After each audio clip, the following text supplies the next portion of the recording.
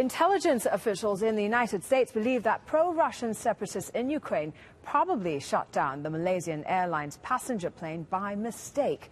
Tom Ackerman joins us now from Washington, D.C. Tom, what else did they say? Well, what was remarkable about this briefing by unnamed, or at least officials that would not allow their names to be used, was the caution in which they ascribed their evidence that apparently the SA-11 missile that shot down the Malaysian airliner was in their words, not under the control of Russia, but under conditions created by Russia. That's about as close as they got. Just to quote one of them saying, "We don't know a name, we don't know a rank, and we're not even 100% sure of a nationality."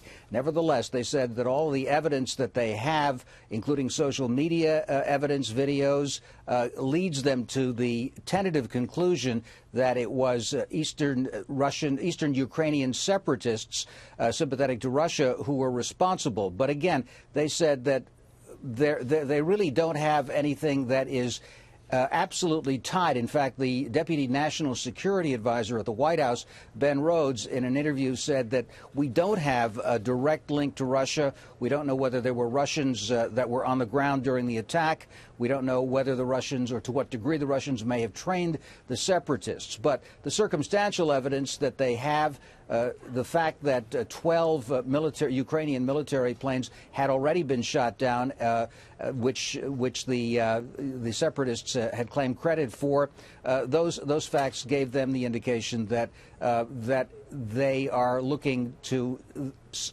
Russian separatists. But again, they were very careful in this briefing, and that was probably the most noteworthy part of it.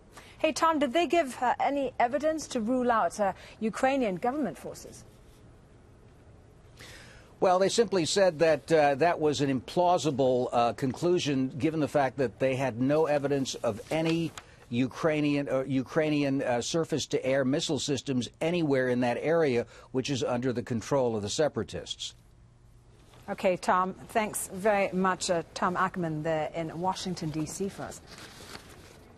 Well, the first plane carrying the bodies of those killed aboard MH17 will leave Ukraine later. The head of the Dutch crash investigation mission says flights will continue until the last victim has been returned home. The bodies are now in Kharkiv, from where Scott Heidler reports. Finally out of the battle zone, bodies and remains of those on board flight MH17 arrived in Kharkiv Tuesday. The Dutch investigation team says they will comb the crash site, determined to find every body fragment. The first plane will take off tomorrow, and we will continue until the last victim is identified and brought home. As far as we know at this moment, we are talking about 200, and that is for sure 200 victims, which means that there are probably remains left in the area where this disaster took place. The train also carried the flight data recorders. It's been agreed that they'll be sent to the United Kingdom for analysis.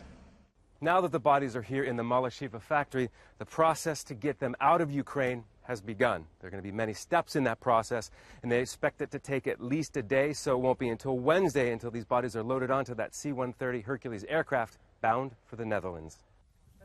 But processing the victims will take time, so they won't all be transported together.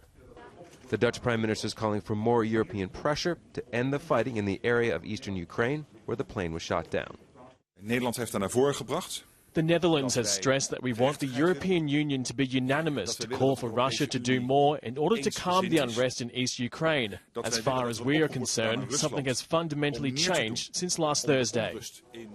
Malaysian airline officials have joined investigators at the crash site as they comb through the wreckage spread over 25 kilometers.